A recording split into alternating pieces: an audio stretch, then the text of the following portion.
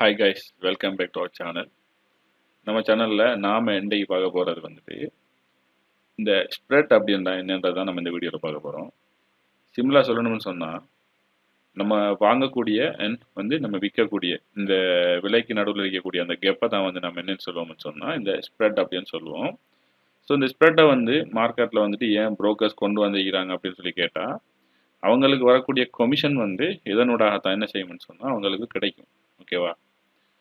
இப்போ எக்ஸாம்பிளுக்கு பார்த்தீங்கன்னு சொன்னால் இங்கே வந்துட்டு யூரோ யூஎஸ்டினுடைய ஒரு ப்ரைஸை வச்சுக்கிறேன் 1.0866.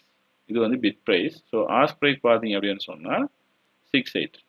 எக்ஸாம்பிளுக்கு இப்போ நீங்கள் வந்துட்டு 68 வச்சு பை பண்ணிட்டீங்க அப்படின்னு சொன்னால் கூட உங்களுடைய என்ட்ரி வந்து பார்த்தீங்கன்னு சொன்னால் 66 வச்சு தான் ப்ளேஸ் ஆகும். அப்போ அந்த 2 பிப்ஸுக்குரிய வேல்யூ வந்துட்டு உங்களுடைய லோட் சைஸுக்கு என்ன வருதோ ஸோ அந்த மைனஸில் இருந்தால் உங்களுடைய அக்கௌண்ட் வந்து என்ன செய்யணும்னு சொன்னால் ஸ்டார்ட் ஆகும். நிறைய பேர் பார்த்துருப்பீங்க ட்ரேடை போட்டோன்னே வந்து பார்த்தோன்னு சொன்னால் மைனஸில் இருந்தால் ஸ்டார்ட் ஆகும். நிறைய பேர் பார்த்துருப்பீங்க இது எதுக்காண்டி நடக்குது ஏன் நடக்குதுன்னு கூட தெரியாமல் இருக்கலாம். நான் சொல்கிறது வந்து பிகினர் லெவலில் இருக்கக்கூடியவங்களுக்கு மட்டும். ஓகேவா?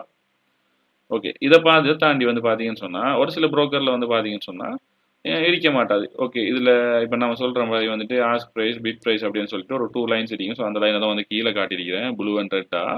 ஸோ இந்த லைன் ரெண்டுமே வந்துட்டு ஒன்றாவே ட்ராவல் பண்ணும். அதாவது நியூஸ் டைம் வரும்போது கொஞ்சம் லைட்டாக வந்து எக்ஸ்டெண்ட் ஆகும். மற்ற டைமெல்லாம் பார்த்தீங்கன்னு சொன்னால் நார்மல் டைமெல்லாம் வந்து பார்த்தீங்கன்னு சொன்னால் ரெண்டுமே சேர்ந்து தான் மூவ் ஆகும்.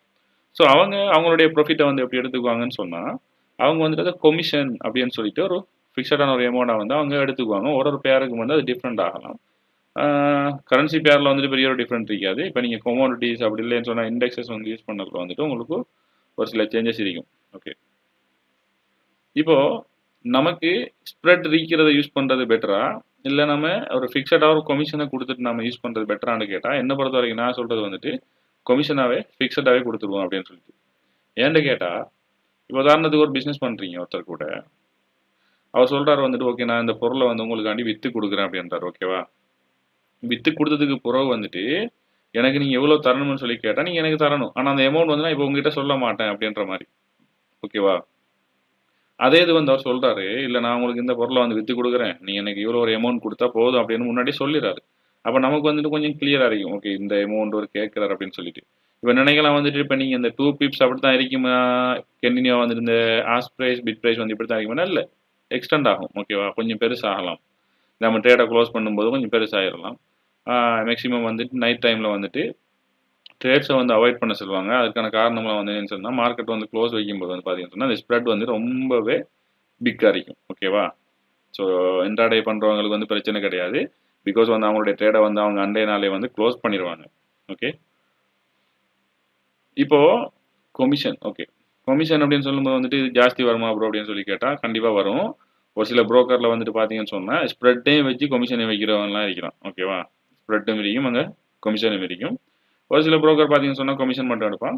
இப்போ நாம் வந்துட்டு மெயினாக ட்ரேட் பண்ணுறது வந்து பார்த்தீங்கன்னு சொன்னால் major currency. So euro USD, GBP USD, USD JPY. So அப்படி வந்து நம்ம ட்ரேட் பண்ணுவோம். ஸோ அதில் வந்து பார்த்தீங்கன்னு சொன்னால் பெருசாக வந்துட்டு ஸ்ப்ரெட் இருக்காது. நான் யூஸ் பண்ணக்கூடிய புரோக்கர் வந்து பார்த்தீங்கன்னு சொன்னால் இன்னும் வந்து லோ கமிஷன். ஓகேவா? வேர்ல்டு வைடாகவே பார்த்தீங்கன்னு சொன்னால் லோவஸ்ட் கமிஷன் எடுக்கக்கூடிய ஒரு புரோக்கர் இருக்குது. ஸோ அந்த புரோக்கரை பற்றி நம்ம நெக்ஸ்ட் வீடியோவில் வந்து பார்ப்போம். ஸ்ப்ரெட் அப்படின்றதுக்கான ஒரு தெளிவான விளக்கம் கிடைச்சிருக்கும்னு நம்புகிறேன்.